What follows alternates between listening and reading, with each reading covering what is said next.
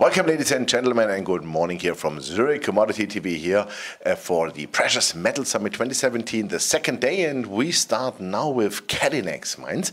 And Max Porterfield, the President and CEO, is here with me for the first time at Commodity TV. Good morning. Good morning. Thanks for having me. Great. Thanks for taking the time. Hope you're feeling good. And let's dive into your lovely company. Maybe you give us a short overview. Where are you located? What are you working for? Absolutely. So we're in Canada, so Tier 1 mining jurisdiction, focused on two provinces.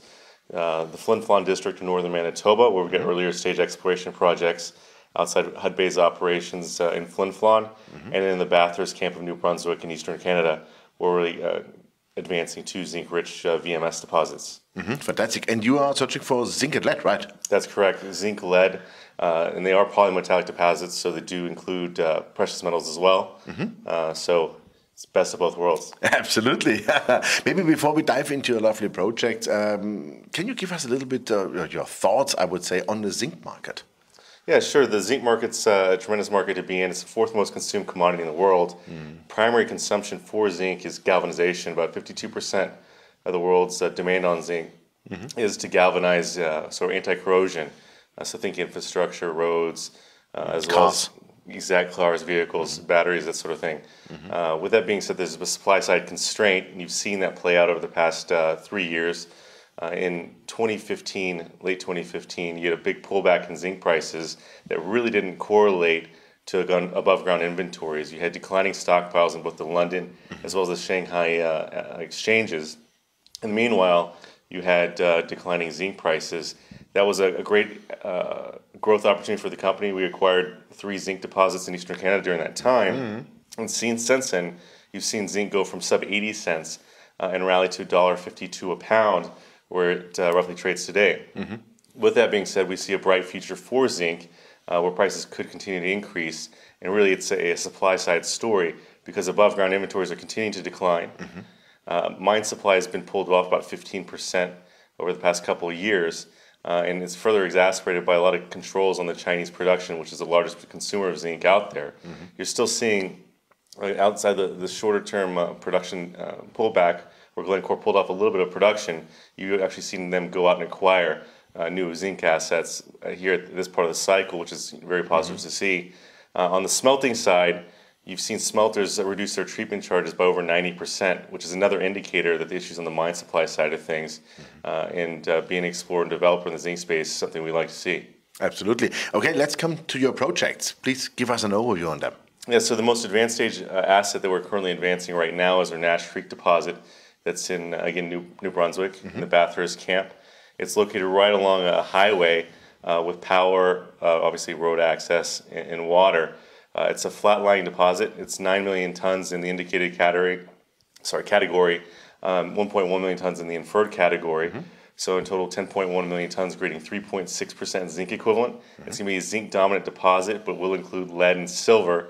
It also happens to be 25 kilometers away from Glencore's Belledune smelting operations with a deep water port. Nice coincidence. Yeah, exactly. And as well as 90 kilometers roughly by existing road to Trevali's Caribou mine, which is currently in operation. Super. So what we've done there is we acquired the project. In our first pass exploration, we've increased the deposit size by going 500 meters to the north. We've expanded the deposit size. Increase of the strike length by roughly 35%. With that being said, we've got 2 drill rigs turning right now and have drilled roughly 30 holes that are unreleased to the market that will look to further expand that resource. What we're looking to do in Bathurst, in the Bathurst camp, is to do a hub and spoke model with a central processing facility that we're going to look to publish in the first stages of that in a PEA that will be looked to put out in Q1 of next year. That will include our Nash Creek project, as well as our Superjack project, which is further to the south within the camp, that we're currently also advancing through exploration. And again, it's going to look for both a standalone operation as well as toll milling.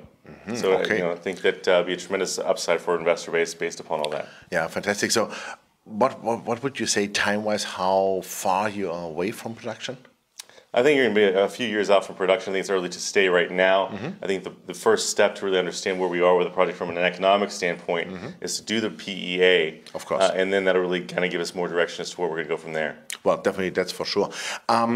Let's say, You're well capitalized as far as I saw. That's correct. As of right now, we've got roughly $5 million in the cash. Super. How long will that last? Because you still want to drill out the stuff, of course. Well, we are very aggressive for exploration, so it would take us well through about the next 6 months of 2018. Okay, super. Then 2018, that leads to my next question. What are the most important milestones you want to achieve next year? Well, aside from the milestones we're looking to achieve at the Nash Creek project with increasing the resource base and being the kind of the cornerstone to the upcoming PEA, we also have ongoing exploration at our Superjack project, which is in the Bathurst camp. It's roughly 50 kilometers away from the Caribou mine, which is again currently in production by Trevally, right along a highway. We have about 8 or 9 holes that we've unreleased to the market right now. We've now done a ground survey subsequent to that, which we've got additional targets on a new horizon that we just recently discovered there. So I anticipate a lot of exploration growth at Superjack to coincide with what we're doing, the work we're completing at Nash Creek. And that's just one facet of our company, because we're also actively exploring the Flin Flon district of Manitoba, where we've got a very large footprint. Okay, fantastic. And yeah, I would say that sounds really compelling to me, honestly. I think you are in the right metals, definitely.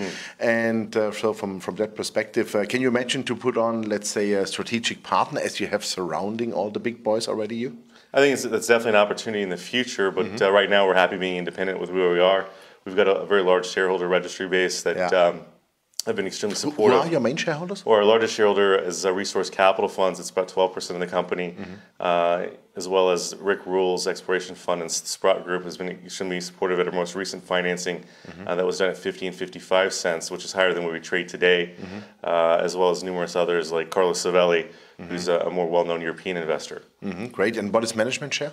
Management's roughly 10% of the company. Well, that's nice, because we always like when management has skin in the game. Well, there's definitely skin in the game with us. So you are fully in line with the shareholders. No, absolutely. Perfect. Well, Max, thank you very much. All the best, 2018. And I think the news flow, will really get tough, and tough not, but you will have a lot of news flow in the future now, and keep it going, I would say. Yeah, absolutely. Thanks for having me. Thank you very much.